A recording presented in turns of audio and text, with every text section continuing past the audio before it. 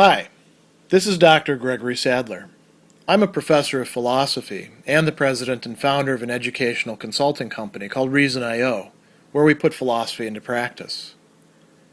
I've studied and taught philosophy for over 20 years, and I find that many people run into difficulties reading classic philosophical texts.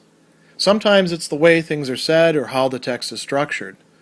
But the concepts themselves are not always that complicated, and that's where I come in.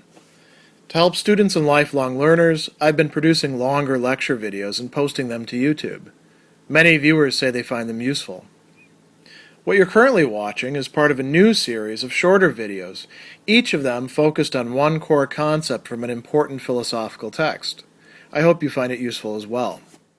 In Chapter 10 of his work on interpretation, Aristotle is going to revisit and analyze in greater depth something that he's already brought up in the earlier chapters when he was first discussing nouns or names of things, the onomata, and the verbs, often we'll say predicates, the remata, the things that are said of something else.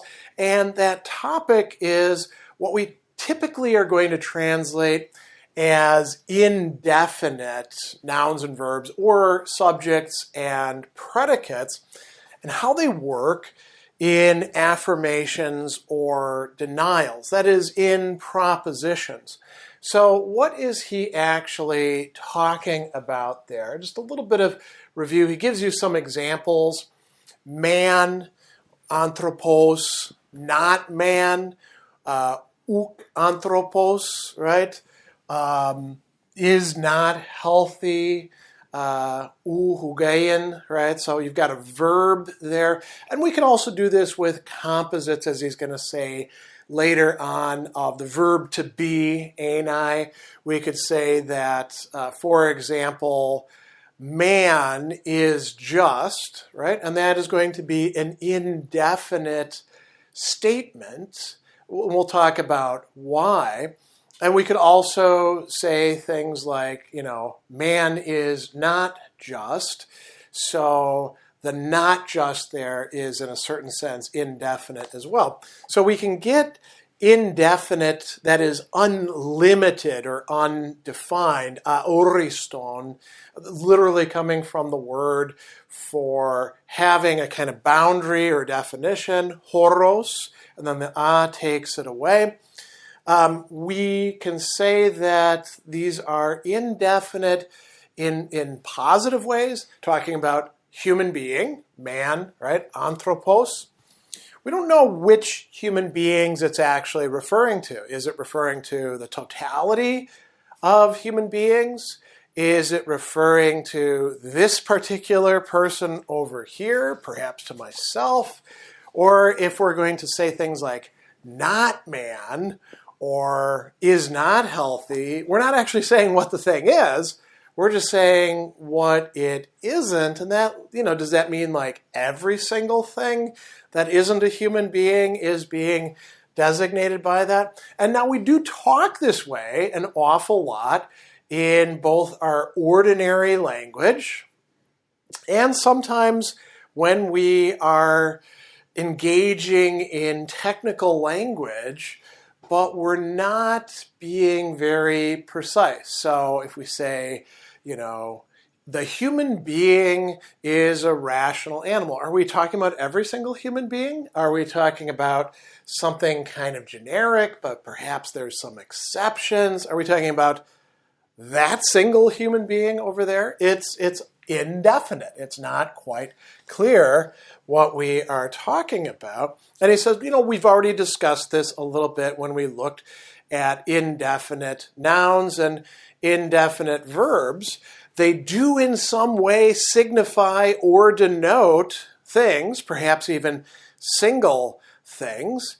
And so he says that, affirmative and negative judgments consist of a noun and a verb, whether strictly so called, very clearly demarcated, or whether they are indefinite. And so when we get propositions will often include things like this. So we could have man is not, not man is not. All of these are going to be indefinite, and they're going to be somewhat different from other ways of framing things. So we've got to be attentive to our language.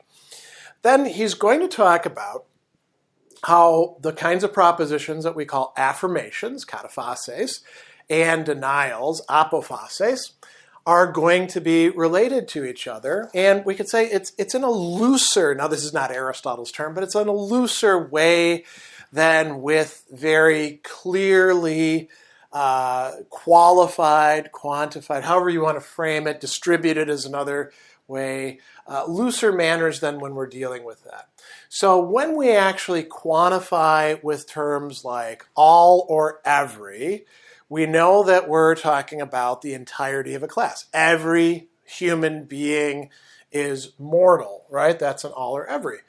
No human being is a reptile, right? That's not an Aristotle example, but it's a good one. We can also quantify by saying some, in which case we're not committing ourselves to all. We're just saying, hey, there's at least one example of this, or not every, not all. That can be a case. Some are not. These are all ways of being more precise with our language.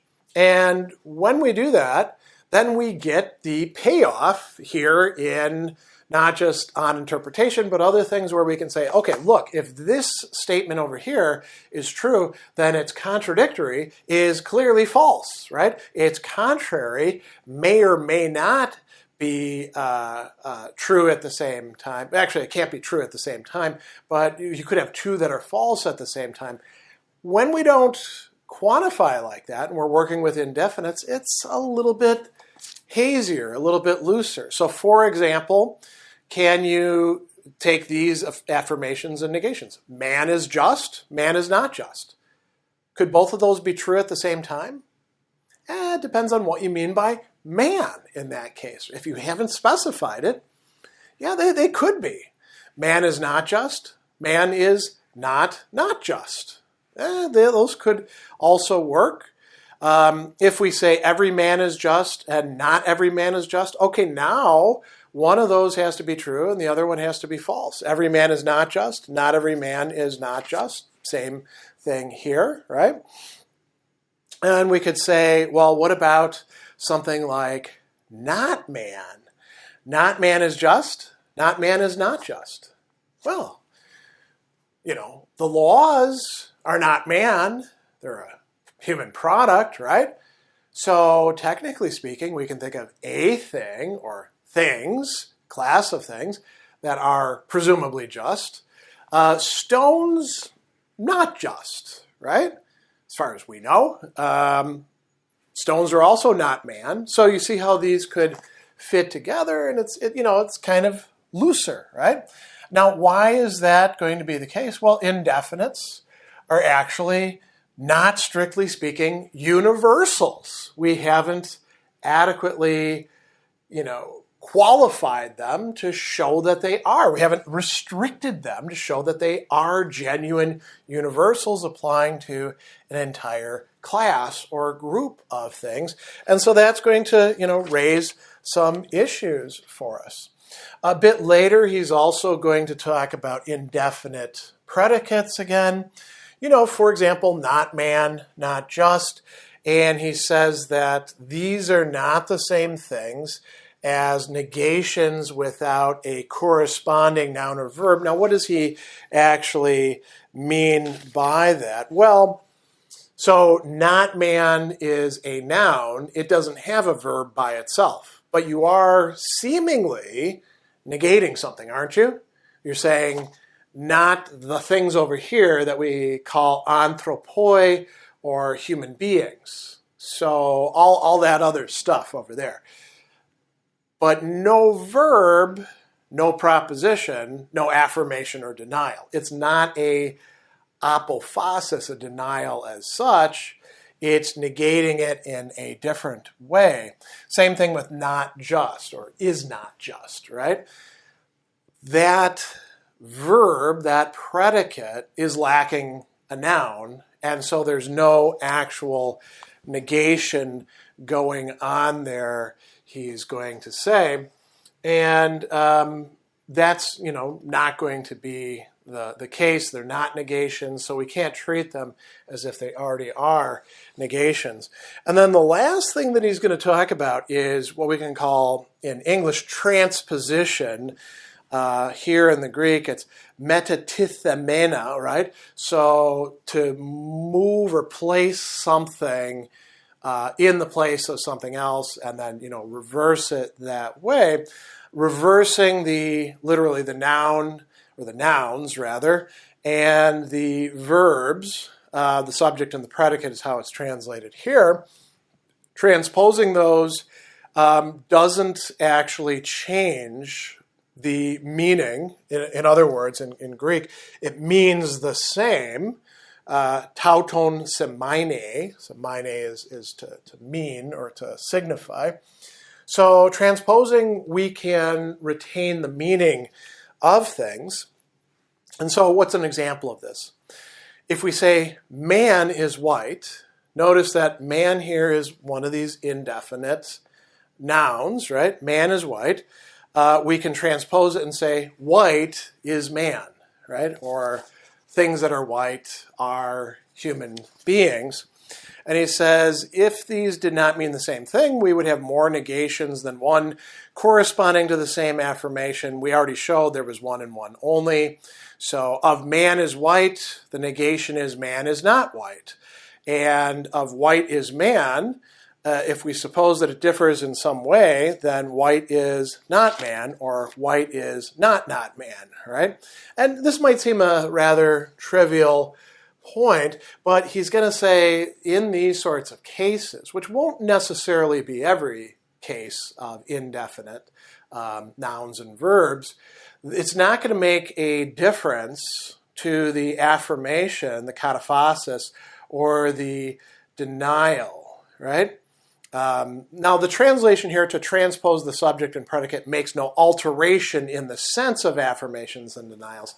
The sense part there is thrown in by the translator. It's literally, it makes no change in the affirmation or the denial in the singular. So, what is the upshot of all of this? Well, we have to be pretty careful when we are trying to make inferences from statements that contain indefinite subjects and predicates, because we can't tell whether they're actually universal, whether they have exceptions, what they actually refer to. So, Aristotle doesn't say this here, but we would be better off when we encounter cases like that, figuring out what we're actually trying to say or what the other person is trying to say to us. And that means actually putting them into a more proper form where they are either universal or particular propositions.